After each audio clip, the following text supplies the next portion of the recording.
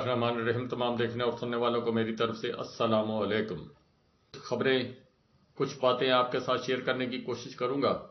فلسطین کے اندر جو ظلم و تشدد ہو رہا اس پہ بات کروں گا۔ کچھ عمران خان صاحب کے کیس اس پہ کچھ بات کریں گے جی، اور نواز شریف صاحب ہیں ان کے متعلق کچھ، جس کو پنجابی میں کہتے ہیں کہ گویڑ لگانے کی کوشش کریں گے۔ کیا وہ سعودی عرب سے پاکستان کی طرف آئیں گے، یا اب جو حالات پیدا ہو گئے اس کے بعد وہ کہاں جائیں گے؟ فلسطین، اسرائیل، امریکہ، روس، پیوٹن اور جو بائیڈن ہے اس کے درمیان جو جنگ اس وقت لفظی جنگ جو شروع ہو چکی ہے، اور باقی جو پراکسی وار ہے وہ تو پراپر طریقے سے شروع ہو چکی ہے، جس کے اندر کچھ اسلامی ممالک شامل ہو چکے ہیں۔ نیٹو فورسز کے ممالک ہیں وہ خفیہ طور پر اپنے حمایت یافتہ ممالک کی طرف جو ہے وہ اپنی امداد بھیج رہے ہیں۔ تازہ ترین صورتحال ہے اس کے مطابق فلسطین کے اوپر جس طریقے کی بمباری کی گئی ہے اور جس کے تحت وہاں پر تباہی پھیلا دی گئی ہے، اس کا کوئی دنیا کے اندر ذکر کرنا بھی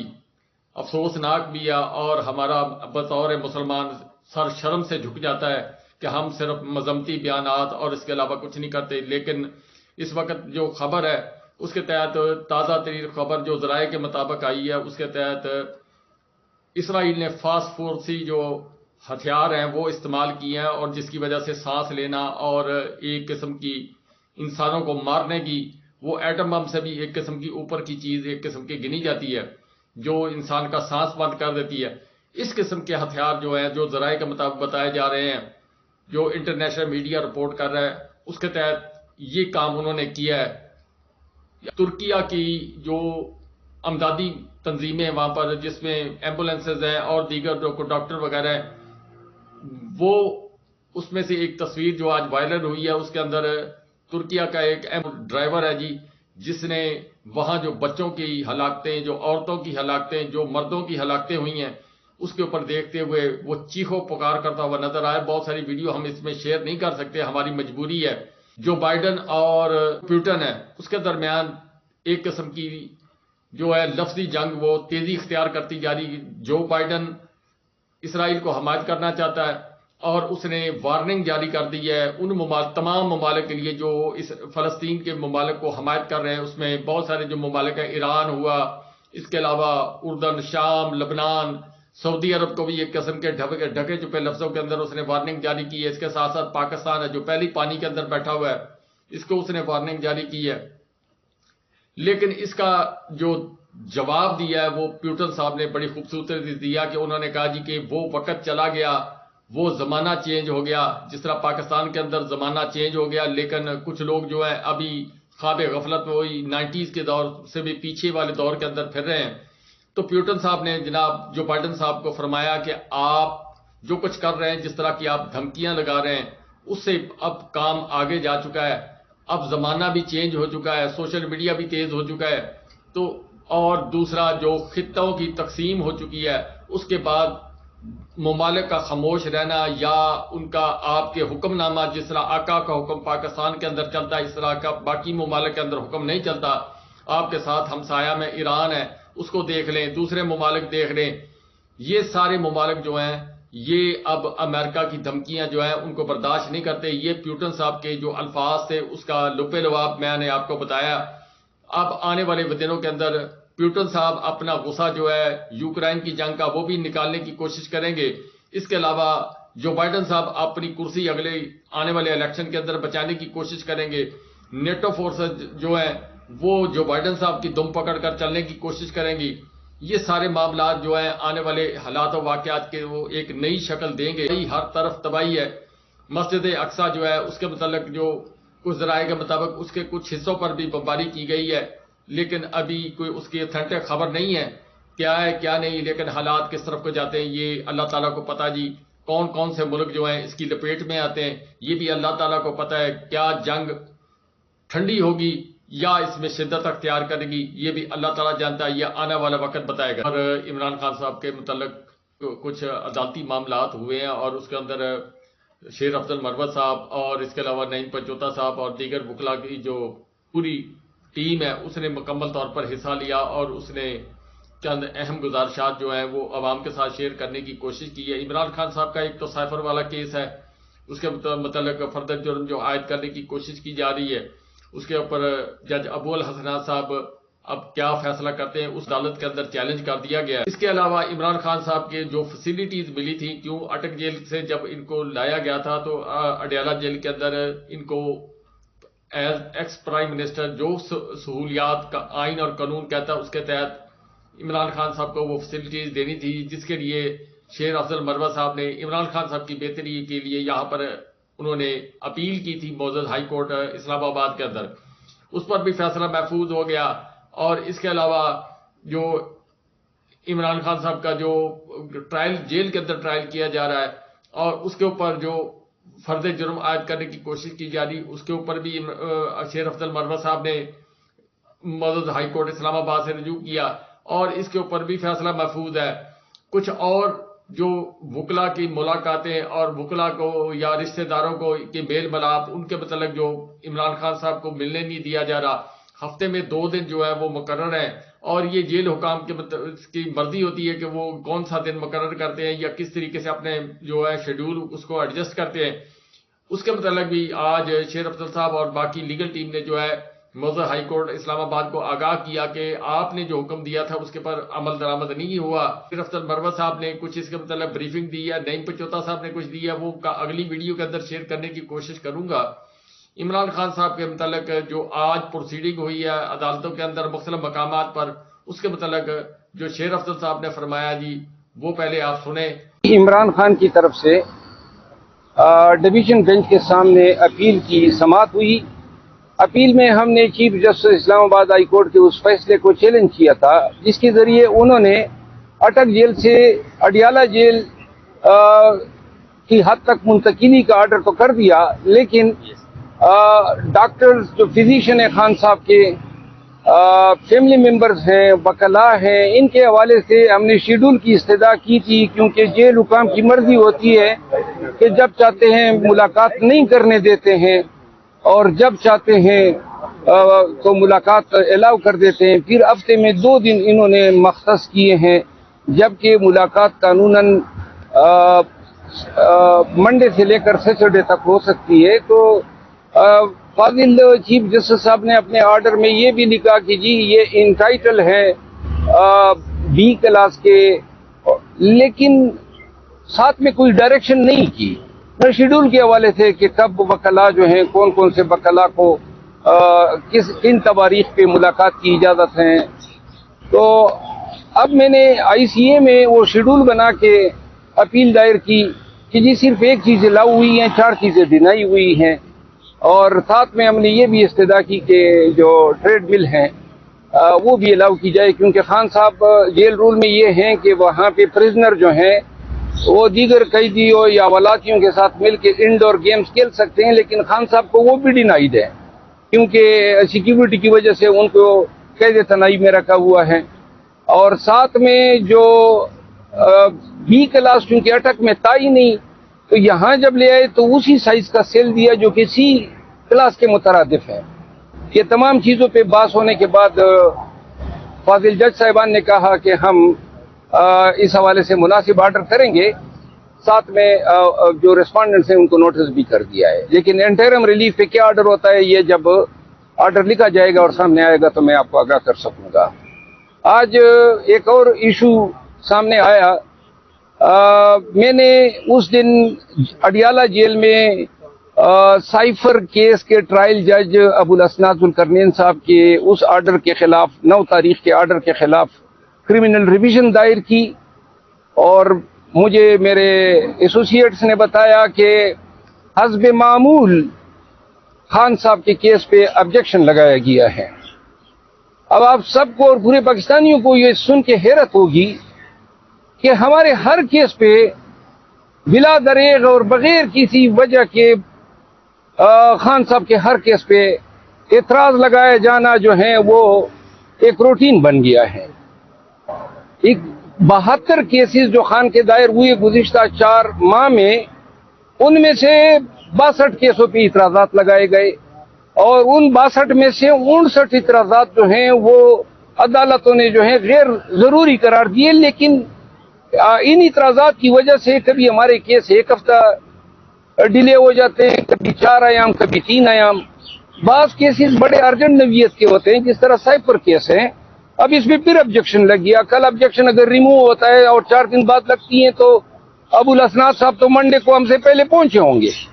تو لہذا ان اعتراضات سے ایکسیس ٹو جسٹس بھی نہیں ہوتا ہے. اور یہ اعتراضات جو ہیں خان اسپیسیفک مجھے نظر آ رہے ہیں، جو مجھے بدنیتی پر مبنی نظر آ رہے ہیں. آج میں نے جا کے کہا کہ نہیں جی ایڈیشنل رجسٹرار صاحب کہتے ہیں. اب آج کیا اعتراض ہے؟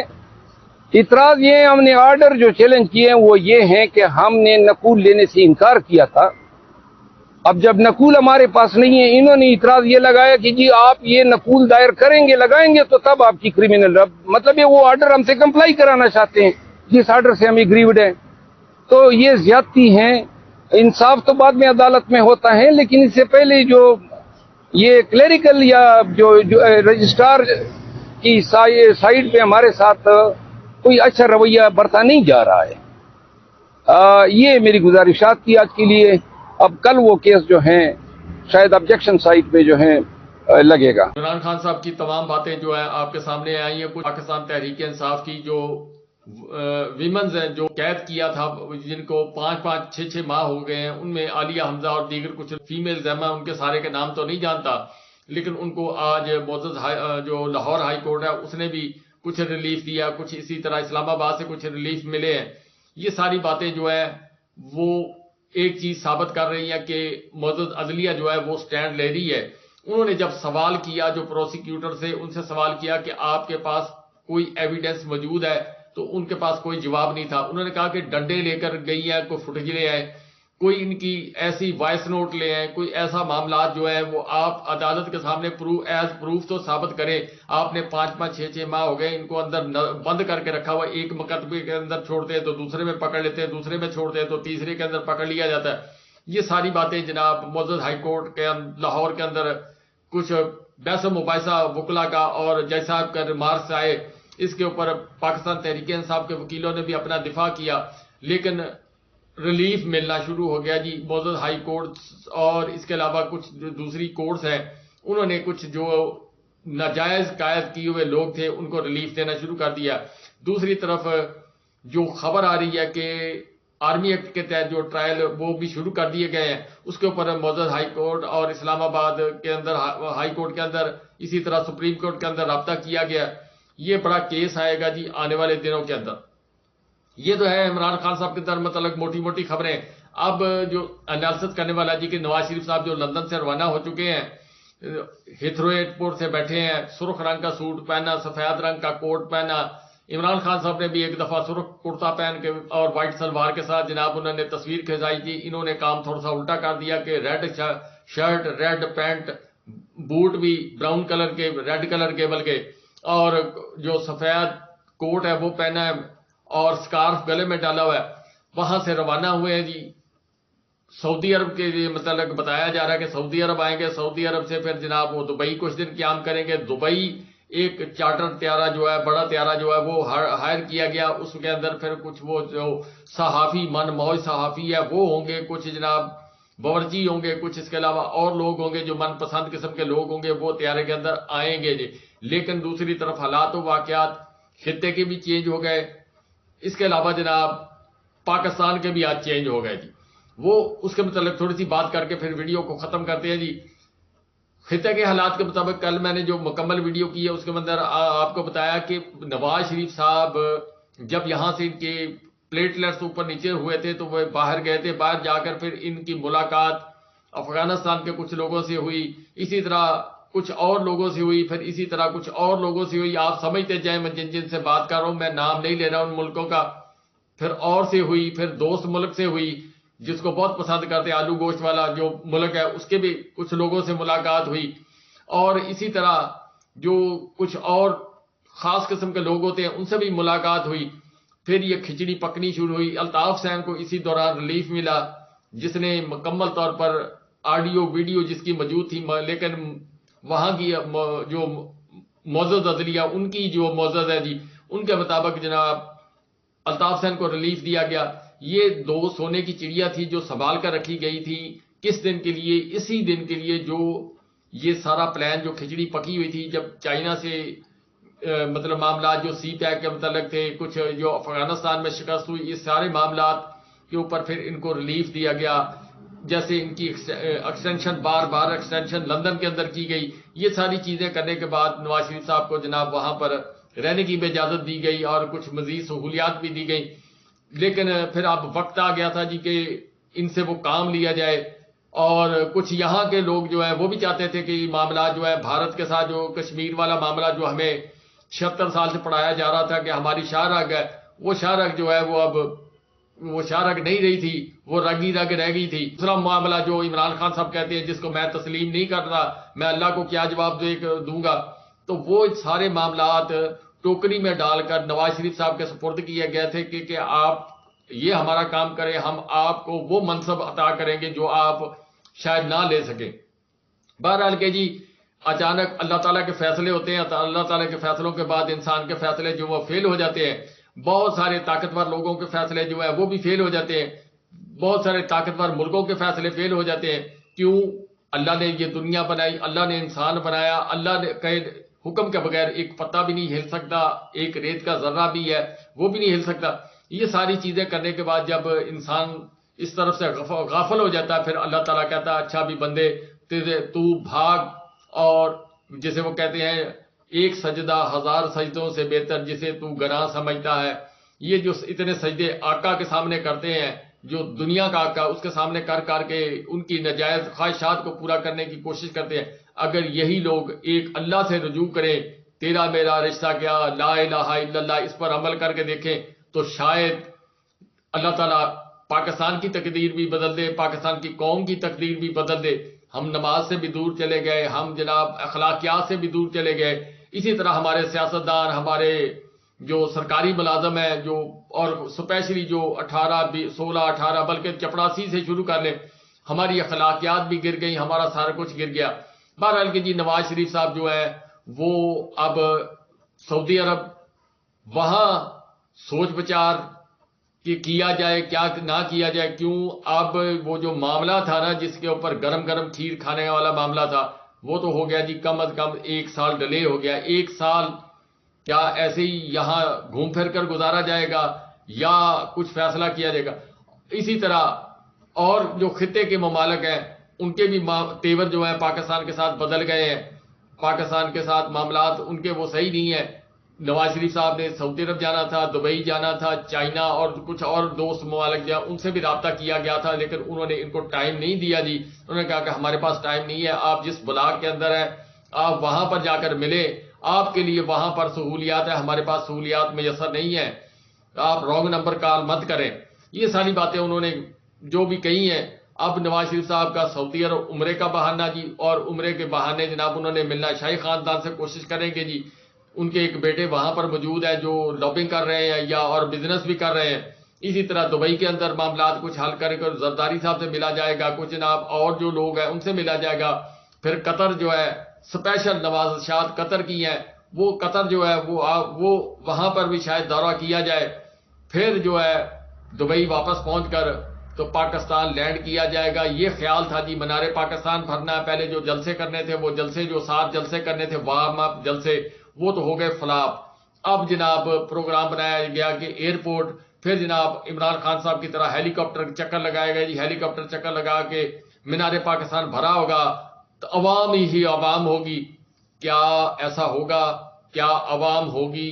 کتنی ہوگی؟ کرائے پر کتنے آدمی لائے جائیں گے؟ من دھن کی بادی لگا کر دہاڑی پر لوگ لائے جائیں گے جی۔ جو ذرائع کے مطابق جو پچھلے جلسوں کے اندر کیا گیا، جو تجربہ کرنے کی کوشش کی گئی، بسیں لائی جائے گی اور بہت کچھ کیا جائے گا، دیگیں پکائی جائیں گی، لیکن سوال پھر وہی آ جائے گا کیا عوام ہوگی؟ لیکن سب سے جو پہلا اور آخری سوال میں کر کے بات کو ختم کرتا ہوں جی کہ پریکٹس اینڈ پروسیجر بل، اس کا آج فیصلہ آ گیا جی 10/5 سے۔ اس میں اب ڈیٹیل تو تمام ویلاگر جو ہے جو کورٹ کو کور کرتے ہیں وہ انہوں نے آپ کو دے دی ہے۔ میں ذرا یہ کورٹ کے معاملات اور جو طاقتور حلقوں کے معاملات ان سے اوائڈ کرتا ہوں جی، اس وجہ سے بھائی ہم کمزور لوگ ہیں، ہمارے جو ویڈیو کی پاور ہے وہ بھی کم ہے، ہمارے پیچھے بھی پاور کم ہے، اس لیے ہم اتنا ہی بول سکتے ہیں جتنی ہماری پسلی سہ سکتی ہے، اس لیے ہم وہی بات کریں گے۔ تو جناب معزز سپریم کورٹ جو ہے وہاں پر جسٹس قاضی فائز عیسیٰ صاحب جو فل کورٹ بینچ بنا ہوا تھا اس میں 10-5 سے جو فیصلہ آیا اس کے تحت کچھ شکیں مان لی گئی ہیں، کچھ شکیں جو ہے وہ کینسل کر دی گئی ہیں، اور کینسل کرنے کے بعد اب جو معاملات ہیں وہ یہ ہے کہ پریکٹس اینڈ پروسیجر بل کو تحفظ بھی دے دیا گیا، لیکن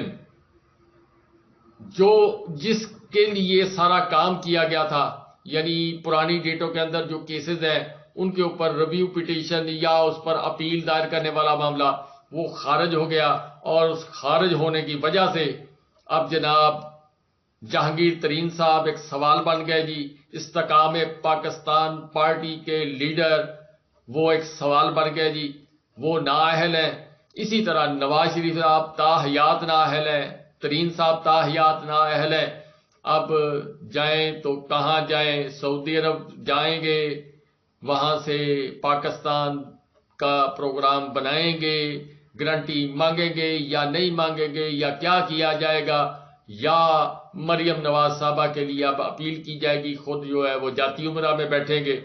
یہ معاملات ہیں جی کچھ جو میں آپ کے ساتھ شیئر کیا ہے، باقی اللہ کو پتہ ہے۔